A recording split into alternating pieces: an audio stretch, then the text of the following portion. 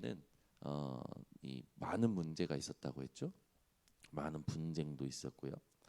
또 여러 가지 이제 우리가 듣기 거북한 여러 가지 또 문제들도 있었습니다. 그런 문제들이 뭐를 향해서 바울이 편지를 디도를 통해서 전달하게 됐고, 그 편지를 전달할 때 정죄하려고 전달한 것이 아니라 그들에게 진짜 복음이 뭔지 깨닫기 위해서 전달을 했죠. 바울이 이 편지를 전달했을 때 8절에 보면 이 괜히 전달한 거 아닌가, 근심하게 오히려 더 근심하게 만드는 거 아닌가라는 염려가 우리 바울에게 있었던 모양입니다. 그런데 오히려 그 편지로 말미암아 고린도 교인들이요, 하나님의 자녀라는 그 증거로 이 그 편지가 이 고린도 교회에 감당할 수 없는 그런 문제가 아니라 그 편지로 오히려 지금 바울이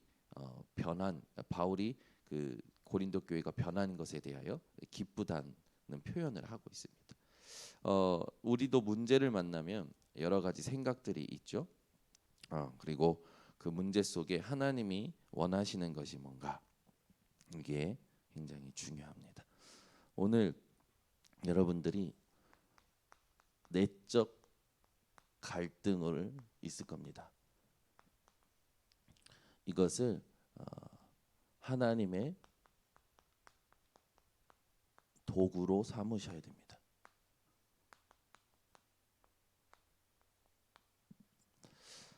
분명히 문제가 있었는데 이 문제가 고린도 교회에는 하나님의 메시지를 찾고 하나님과 맞는 도구가 되었어요.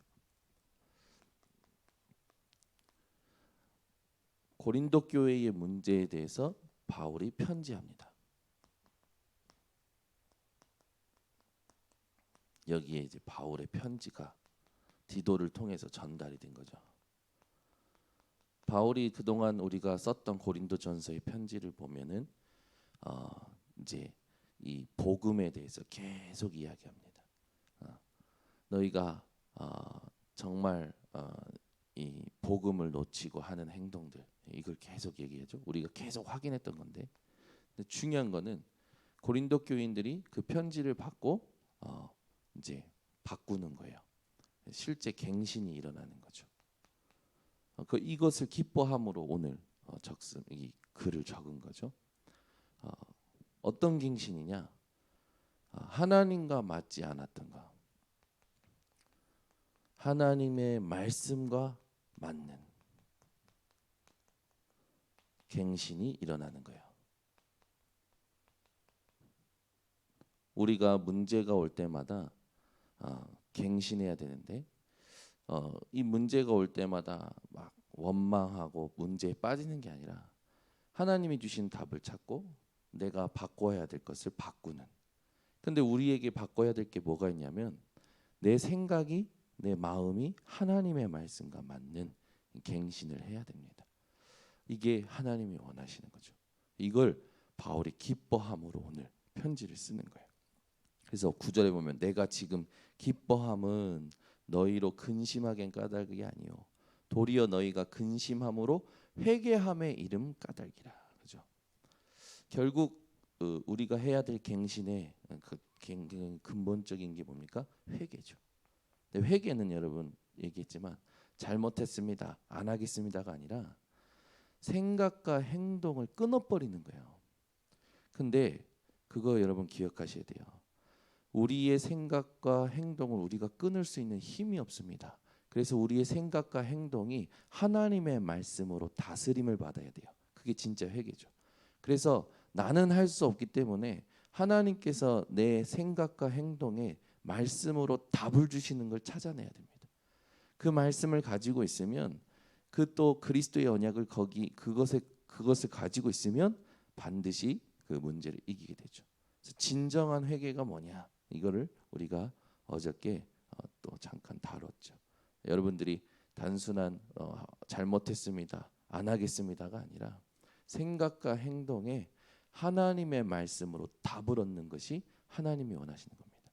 그래서 여러분 인생의 고질적인 문제, 반복되는 문제가 또 나도 모르게 계속 이 되풀이되는 이 죄의 문제가 하나님 앞에서 완전히 말씀으로 답을 얻어서 도구가 되는 그 시작을 오늘 새벽에도 회복하셔야 됩니다.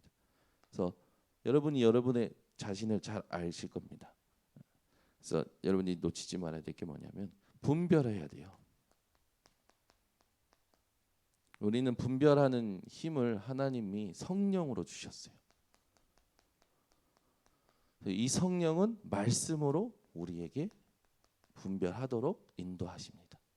그래서 지금 내가 가지고 있는 가장 큰 고민이 과연 하나님의 뜻대로 하는 근심이냐 아니면 세상 근심이냐 분별하셔야겠죠.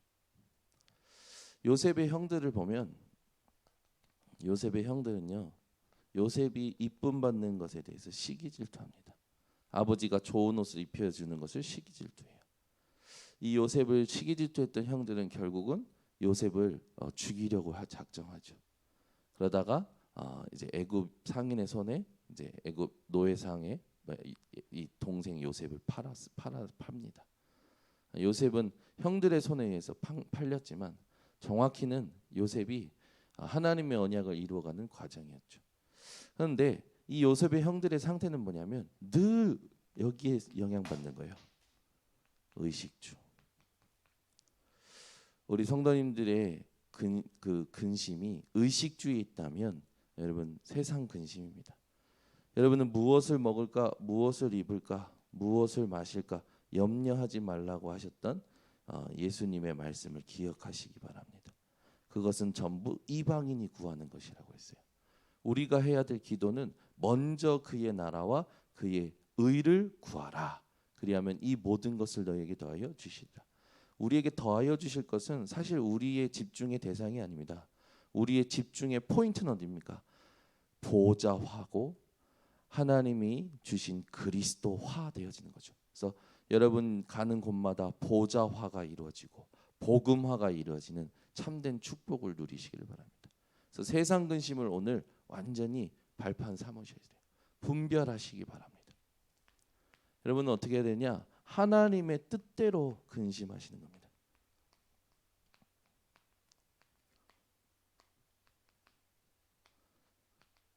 이거는 고린도후서 7장 10절에 보니까 후회할 것이 없대요.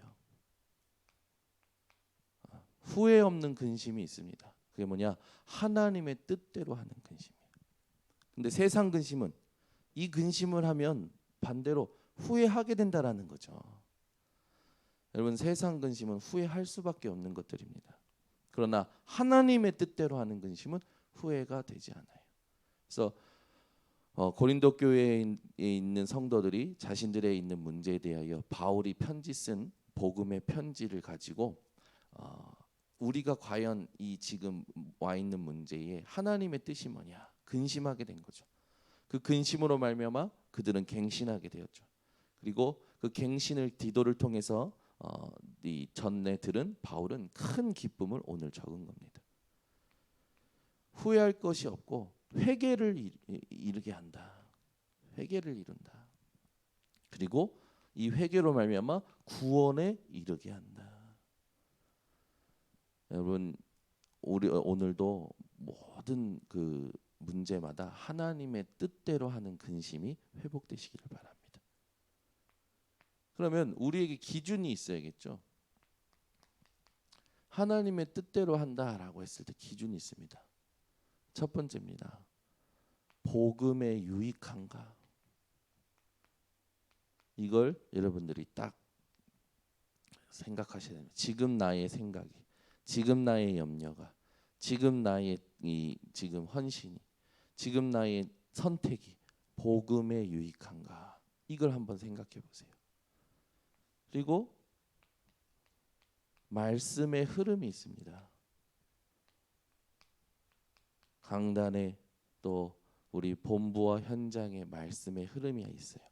요걸 가지고 여러분들이 확인하셔야 돼요. 그래서 제일 중요한 이 현장에서의 삶 속에서 이걸 적용하셔야 됩니다. 복음에 유익한지 말씀의 흐름에 맞는지 하나님께서 지금 이끌어 가시는 여정을 여러분들이 찾아 누리셔야 됩니다. 그리고 이제 제일 중요한 건 이겁니다. 결국 하나님이 증인 되리라라고 하셨거든요. 네, 하나님은 이 문제 속에서, 이 갈등 속에서, 이 위기 속에서 내게 어떤 증인이 되기를 원하시느냐, 이걸 질문하시면 됩니다. 그래서 이건요, 질문만 하셔도 성령께서 말씀으로 여러분들을 분별하게 하십니다. 그 우리는 인생이 누구한테 가르침을 받는 게 아니라 성령을 의지하여 살아가면 되는 거예요. 여러분들이 사람 찾기 전에 내 안에 계신 성령께 의뢰하셔야 돼요.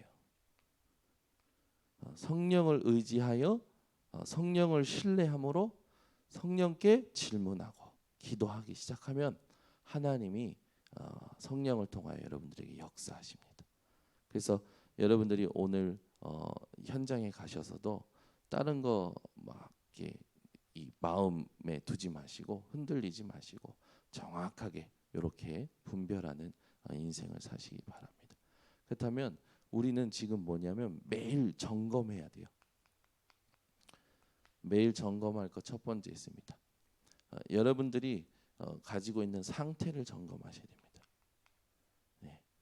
나의 상태가 과연 지금 어떤가, 이게 굉장히 중요하죠. 상태를 모르면 내가 어디가 아픈지도 제대로 모르면 힘들게 됩니다. 그래서 여러분이 무엇 때문에 지금 힘들어하는지 정확히 보셔야 돼요. 이걸 못 보기 때문에 사람들은 막 헷갈려하거든요. 예전에 저의 동생이 귀가 막 아프다는 거예요. 근데 귀가 아프다고 하기 전에 자꾸 막 턱이 아프고 막 이 귀 주변으로 막 먼저는 아프다라는 거예요. 그래가지고 저희 어머니하고 막 이제 어머니가 이제 살펴보신 거죠. 그러더니 저희 어머니가 요하나 누워봐. 그래서 누워가지고 저보고 후레쉬를 귓구멍에 비추래요. 그래서 귓구멍에 제가 후레쉬를 딱 비췄어요. 비췄는데 귓구멍에 뭐가 있냐면 귓구멍에 이렇게 구멍이 이제 불이 비치잖아요. 이렇게 그래서 알 같은 게 3개가 딱 있는 거예요. 이게 뭐지?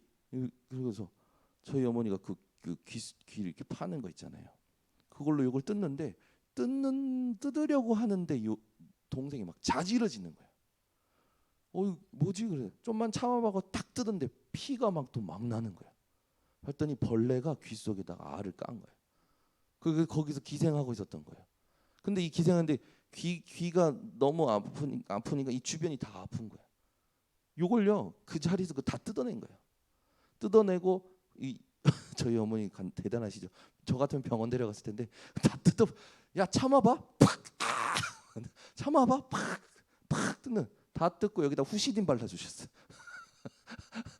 뭐 후시딘이 완전 만병통치약이라. 이거 딱 뜯고 진짜로 후시딘 딱 발랐는데 애가 거짓말같이 턱 아프다는 말이 끊어지는 거예요. 그러니까 이게 여기서 기생하고 있었던 거죠. 그러니까 우리는 그냥 아프다고만 생각하지 뭐 때문에 아프다라는 것을 정확히 봐야 되는데, 이걸 왜 말하냐면 사람들 딱 상태를 보면요, 이 사람이 자꾸 말하는 거 보면 막 뭐가 막 불만이 막 있어. 뭔가 있는데 자기도 왜 자기가 그렇게 불만이 섞여가지고 얘기하는지 몰라요. 아니 왜 그게 문제가 되냐고 물어보면 몰라. 자기가 왜 못 견디면서 그렇게 막 얘기하는지 몰라. 나중에 봤더니 자기 안에 알게 모르고 있는 12가지 상태에 영향받는 거예요. 나라는 게 막 이렇게 힘드니까, 육신이라는 게 뭔가 안 되는 것 같으니까, 뭐 이런 일들로 인해서 내 가는 성공의 길에 방해가 될까. 그게 은연중에 막 안에 자기를 불안하게 하는지 모르고 막 사시나무 떨듯이 막 화를 낼 때 있어요. 그런 사람들은 여러분 어떻게 해야 됩니까? 이 사람 이상한 애가 아니라 긍휼하게 봐줘야 돼요. 왜? 본인도 지금 자기가 왜 그런지 몰라. 근데 그 사람 속에 그리스도로 말미암아 성령이 계시면 그 성령은 또 그 사람을 깨닫게 합니다. 그래서 문제가 안 된다라는 거예요. 그래서 어저께 얘기했지만 우리가 사람과의 관계 속에서 이 사람을 볼 때 이 사람과의 관계에 나에게 그리스도가 필요한 존재였다라는 나라는 걸 봐야 되고, 이 사람 안에 이 사람에게 그리스도가 필요한 존재였고 이 사람 안에 그리스도께서 성령으로 함께 하신다는 걸 본다면 이 사람이 지금 하고 있는 그 반응과 그 상태에 영향을 안 받아요. 근데 대부분 사람들이 여기에 영향받고 이 사람은 나와 안 맞다고 선을 긋는단 말이죠. 그러지 말고 불쌍하게 봐주면 돼요. 그 하나님의 은혜를 구해주면 돼요. 이걸 하나만, 그냥 제가 딱 지금 하나만 짚은 겁니다. 상태. 이거 말고도 많아요. 사람들이 어떤 상황만 오면 막 예전 상처가 올라오나 봐. 그 상황을 못 견디는 거야. 어떤 사람과 대화를 하면 못 견디는 거야. 어떤 문제만 만나면 막 못 견디는 거야. 이거 상태 점검하셔야 돼요. 왜 그러냐면 이게 틈이 됩니다. 그래서 마귀에게 틈을 주게 돼요. 그래서 여러분들은 마귀에게 틈을 주는 일을 하지 마시기를 바랍니다. 그래서 예수님께서 말씀하셨잖아요. 요한복음 14장 1절에 너희는 마음에 근심하지도 말고 두려워하지도 말아라.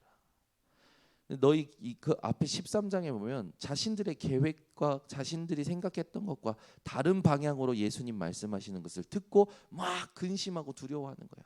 그러니까 예수님께서 그들의 상태를 알고 너희는 마음에 근심하지도 말고 두려워하지도 말라. 그래서 요한복음 14장 1절 읽기 전에 요한복음 14장 13장을 한번 읽어보세요. 흐름을 보면 제자들의 상태가 보입니다. 똑같아요. 우리도. 여러분들이 오늘도 이걸 점검하고 시작하셔야 돼요.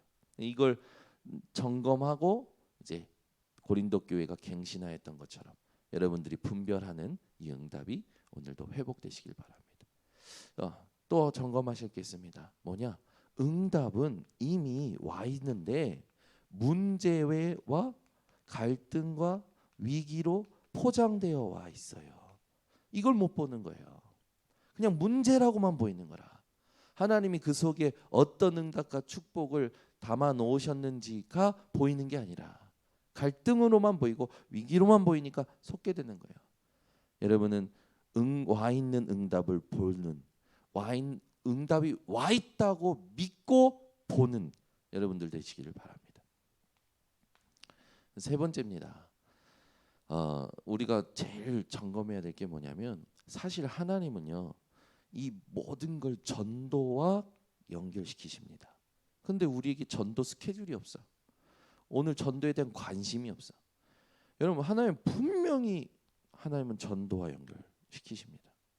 어제도 이제 점심 먹고 예빈이 예린이 예솔이가 막 놀이터 가자는 거예요. 그래서 왜 가자고 하냐? 또 놀이터 가서 뭐 하려고 그러냐? 하나님 쟤네들이 놀이터 가는데 전 좀 쉬고 싶어요. 그럼 어쩔 수 없이 쫓아갔어. 쫓아갔는데 한 아이가 그네에 앉아 있는 거예요. 예. 너 이름이 뭐야? 장지환이요. 몇 학년이야? 13살이요. 얼가요. 이게 왜 그러잖아요. 사람들이 이렇게 인덕이 많이 생긴 얼굴 있잖아요. 이렇게 애가 이렇게 덩치도 있고 있는 거예요. 그래서 어디 살아? 여기 근처에 살아? 그랬더니 아니고 저 삼산 7단지 저쪽에 산대요. 왜 왔냐니까 어머니 가게 때문에 왔대. 그래서 짧은 시간에 예수를 믿는지 교회를 다니는지 점검을 하고 이 하나님 자녀에 대한 확신을 이제 심으려고 딱 복음을 전했어요. 이제 복음 전할 때 물고기가 물속에서 확 나왔다? 그 물고기가 어떻게 될까? 했더니 몰라요. 생각을 해봐. 모르는 게 아니고 했더니 죽어요. 그렇지. 근데 그 물고기한테 다이아몬드를 갖다 줘. 의미가 있을까? 없어요. 그 물고기한테 아주 좋은 맛있는 음식을 갖다 줘. 의미가 있을까? 그러니까 없어요. 그렇지. 막 웃는 거예요. 얘가 재밌나 봐. 나무가 뿌리가 뽑혔어. 뿌리 뽑힌 나무에 막 살아나라고 물 줘. 그러면 나무가 어떻게 될까? 죽어요. 그렇지. 썩어. 그 뽑힌 나무에게 자꾸 햇빛을 줘. 살아나라고 어떻게 될까? 죽어요. 그렇지. 말라 죽어. 얘기하면서 하나님 떠난 인간에게는 어떤 어떤 것도 의미가 없단다. 먹어도 가져도 의미가 없어. 근데 얘가 들어요. 봤더니 초등학교 3학년까지 그 저기 교회를 다녔던데 코로나 때문에 교회를 안 다니고 지금까지 이렇게 방치되어 있었던 거죠. 그러고 나서 이런 인간을 하나님 만나도록 오신 분이 예수 그리스도야. 그분을 마음에 믿어 영접하면 하나님 자녀가 되는 거야. 하나님 자녀 확신 있니? 없대. 그래? 예수 그리스도를 마음에 영접해. 했는데 이민혜 사모님이 오길래 이민혜 사모님한테 빨리 복음 더 깊숙이 전하라고 해서 맡겼어요. 맡겼는데 이제 내가 전한 걸 또 똑같이 하고 있어. 똑같이 하고 있는데 엄마가 오더니 야 그딴 걸 듣지 마. 그리고 뭐 그딴 거래 복음이. 뭘 그거 듣고 있어. 하면 빨리 와. 이런 거야. 울그락불그락 생겨서 체격도 좋아. 그 엄마의 그 아들 체격도 좋은 것 같아. 근데 딱 기도가 되는 거야. 여기 전 복음 전할 사람이 있구나. 네, 여기 근처에 우유 가게 그에서 일한다던 거예요. 그래서 기도를 시작을 했습니다. 이렇게 여러분 모든 만남, 모든 우연이 없어요. 여러분 발걸음은 하나님이 전도와 연결시켜 가십니다. 근데 내가 여기에 관심이 없어. 여기에 계획이 없어. 여러분 다른 계획은 다 세우는데 왜 전도 계획은 안 세웁니까? 주님은 올라가시기 전에 가서 모든 족속으로 제자 삼으라고 했습니다. 항상 준비가 되어 계셔야 돼요. 오늘 나를 통하여 하나님이 복음 전할 한 사람이 준비되어 있습니다. 전도 스케줄을 가지고 오늘도 시작하시기를 예수 그리스도로 축원합니다. 하나님 아버지 감사합니다. 오늘도 우리의 인생이 하나님 앞에서 내적 갈등을 하나님께 집중하는 도구로 하나님이 원하시는 도구로 바꿔내기를 원합니다.